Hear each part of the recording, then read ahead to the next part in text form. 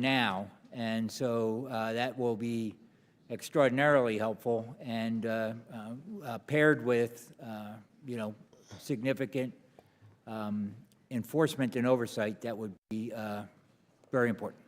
Thank you. Given that Merit is tasked by statute to enforce cargo preference laws, among other agencies, how would you rate their compliance? Cargo preference avoidance is a problem across the spectrum in government agencies. Some agencies are better than others, but cargo preference avoidance is, in general, a problem. And it comes back to my opening statement. We have a system that is designed to fight itself. We have some parts of the system that reward cheap, and we have other parts of the system that demand resilience and robustness, and those two things are in conflict, and they need to be deconflicted. Since the map calls for increased compliance across the whole of government, does DOT plan to voluntarily start mandating 100% preference? We cannot voluntarily mandate 100% cargo preference, but we certainly can push for it. In our conversations with shippers, we remind them, and I think in the proposals that are becoming your way, we address those issues. So yes, we are advocating that we have 100% compliance. Thank you. Admiral Campbell, the Coast Guard has consistently run into issues with procurement of the cutters, most notably the OPCs and the PSCs. The service has suffered countless delays and is often in the position of needing further supplemental appropriations to complete these fleet recapitalization projects. What processes have you put in place that will ensure the Coast Guard's investments deliver vessels on time and on budget? Thank you for the question, Congressman. So first, I would like to say that one of the many changes we put in place is to, and taking the advice of the Government Accountability Office, we put into place policy that dictates the design requirements before we go to production to ensure that we have a solid design and we know what it is that the shipyard's building. But I would like to focus on the fact that although the OPC and the PSC programs have had a rough start, they are operating on all cylinders right now. Our Polar Security Cutter program has been moving ahead very rapidly, and they have already produced 26 of the 85 modules for that ship. And that's the equivalent weight, just to put it into perspective. Each module weighs about as much as one of our fast response cutters. So we have the equivalent weight of about 26 of those built to date. And we have, working with our integrated program office with our Navy partners, we have reworked the contract with Bollinger Shipyards and Bollinger, Mississippi, and are in the process of negotiating ships 2 and 3 as well.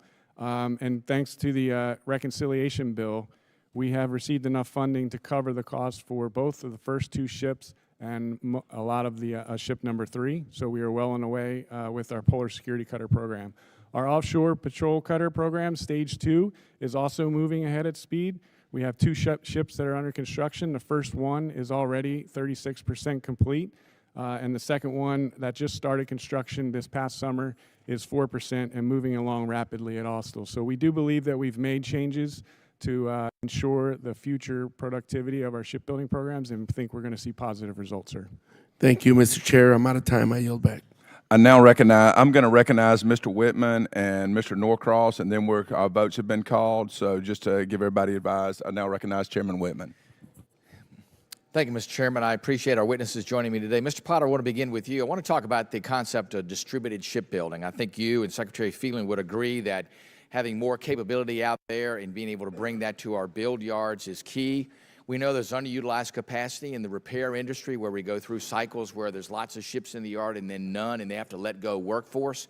I think there is a leaning in by the shipbuilding industry to say, let's do more with the workforce and the capability we have in building things like parts and smaller manufacturers, but also modules. We have to be able to do more within that realm. Give me your perspective, too, on are there other ways that we can leverage that capacity there? Because I don't think we fully leverage the manpower capacity and the production capacity in these various elements of the shipbuilding supply industrial base. And are there specific classes of ships that this is more suited for than others? Can we use it across all sectors of ships? And what can we do with this to help in both speed, that is timelines, and in cost, which are both drivers in what we need to improve in shipbuilding?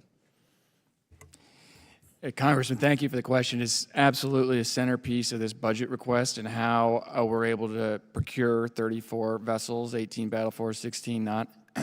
And so the idea of distributed shipbuilding is something that has been with the Navy and its prime contractors for a long time. So, you know, many of our large shipyards already do it. If you think about Electric Boat with Groton and Quonset Point, now Newport News with their Charleston facility, and I could go on. And so we're already in building things in various locations and then bringing them to a final assembly yard, you know, and kind of focusing on what our largest shipyards can only do and kind of the highest and best use of their workforce. And that is increasingly where we're going to. And it's really the shipbuilders themselves making business decisions and recognizing, you know, the business cases there to do more of this distributed shipbuilding and do it in a methodical way where in the best cases we've seen, you know, you start with a few relatively simple modules and then they kind of graduate up to more and more complex components and subassemblies, and then they're kind of taking over more of the ship. And I think in the case of destroyers in the Gulf Coast, we're going from less than 5 outsourced modules of the 77 or so to over 30, right? And that's a significant you know, change in how we're going to do business. So I think that will accelerate deliveries because as more of that work is moving out, that'll allow the build yards to relieve that pressure, focus the workforce more on the final assembly and delivery, test and trials. And it's really focusing on those choke points, and we have great industry partners to work with. And it's filling up, you know, small businesses, small yards, small manufacturing sites across the country. And that's another goal here. And so there is the uplift across our industrial base. It's going to have knock-on effects with commercial shipbuilding. And we think the demand signal coming in this budget with $65 billion in Navy shipbuilding is the thing to really bring distributed shipbuilding mainstream. That's great. Mr. Potter, thank you. Administrator Carmel, great to see you again. Listen, I appreciate all that you're doing. We look at the Maritime Action Plan and looking at how do we get the most out of shipbuilding capacity, both on the commercial and on the military shipbuilding side. I would argue there's some other aspects of what happens within government, especially on the agricultural side, that provide kind of an underpinning of guarantees to make sure that the investments can take place. You see things like crop insurance, you see things like loan guarantees and rural